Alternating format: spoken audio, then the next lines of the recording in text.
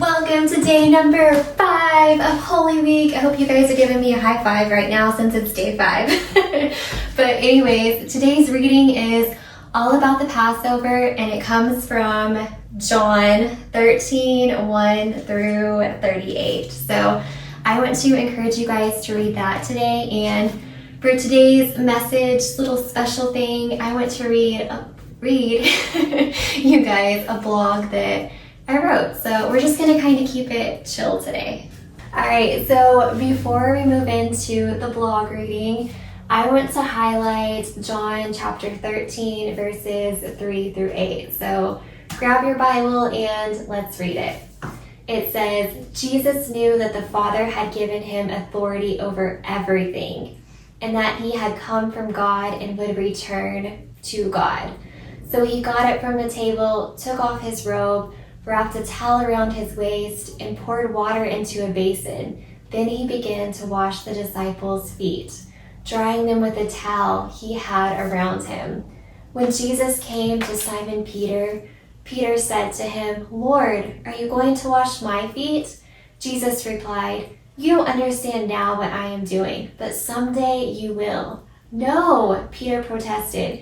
"You will never, ever wash my feet."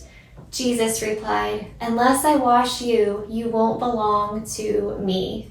Oh my gosh, I seriously love that passage because it is the whole falling in love with Jesus thing all over again. Like, Jesus is so wonderful. So let's fall in love with Jesus in today's passage, and let me read from the blog. I didn't want to forget anything, so that's why I want to read from the blog today. But in John 13:3, it says, "The Father had given all things into his hands." All things, like everything. So Jesus had the authority to grasp anything in his hands, power, dominion, even judgment. But what did he choose to hold? The unclean feet of the ones he loved. That is, oh my gosh, like, just thinking about that is so beautiful. Jesus could have grasped onto anything else, but instead he chose to grab onto dirty feet, like the filthy feet, the feet that would betray Jesus. Like, oh my gosh, like, it's so beautiful. I love Jesus. So these were the feet of men who would abandon him in his darkest hour, yet his love embraced their filth. So now when we go to verse 4, it says, "He riseth from supper and laid aside his garments and took a towel and girdled himself."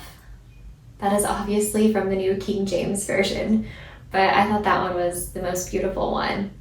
And I want you guys to pause and to picture this. So Jesus, the King of Kings, stood up from the meal, took off his outer garment, the same garment he wore to heal and to perform miracles and teach, and wrapped himself in a towel, assuming the role of a servant.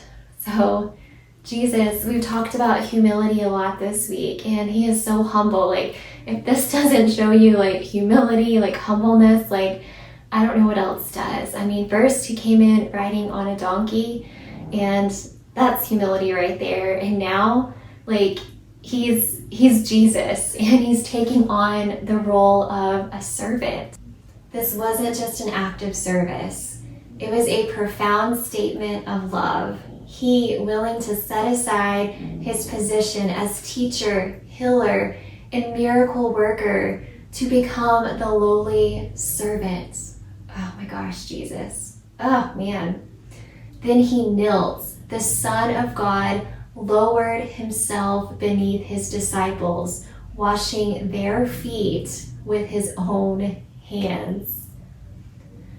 I mean, can you guys just imagine that? Like, you walking with Jesus, and you've been with Jesus like on this journey for so long, and you've seen him perform miracles, and he's a healer, and he's a teacher. Like, he's amazing, which we all know that he is, but for him just to, set aside like all those titles and everything and just become lowly and just become a servant. Like, that is so beautiful. And that is also something that we need to do. We need to take on the position of a servant. Like, we need to be Jesus people. We need to be a reflection of him. And y'all, like, Jesus is humility, so we need to be a reflection of humility out into this world.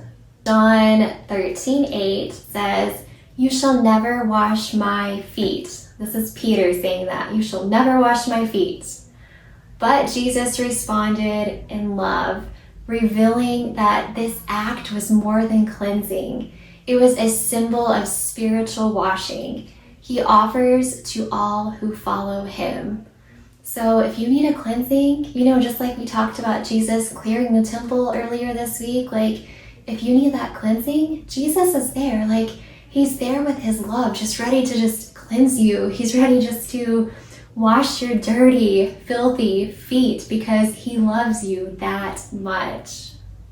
Sisters, brothers, Jesus has the same love for you. Like, his love bends down. His love will meet you exactly where you are, in your mess, in your brokenness, in your sin. Like, his love will meet you right there, and he will show you a humble heart. He will show you humility. Like, he loves you so incredibly much. So don't just think that that was for the disciples. It is for you right now. So come to Jesus.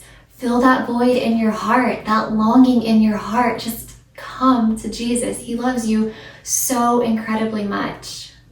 All right, that was day number 5. I hope I got that high five finally. And I hope you guys enjoyed it. I hope you're enjoying the Holy Week series. And there's still time. So if you want to grab the 8-day Bible reading plan, then go to shiftworthyministries.com, download it for free, and then check out the blog. There's a blog every day just to give you some extra for Holy Week. There's Worthy Prayer, there's encouragement, there's a shift. So go check it out, and I'll see you guys for day number 6. Yay!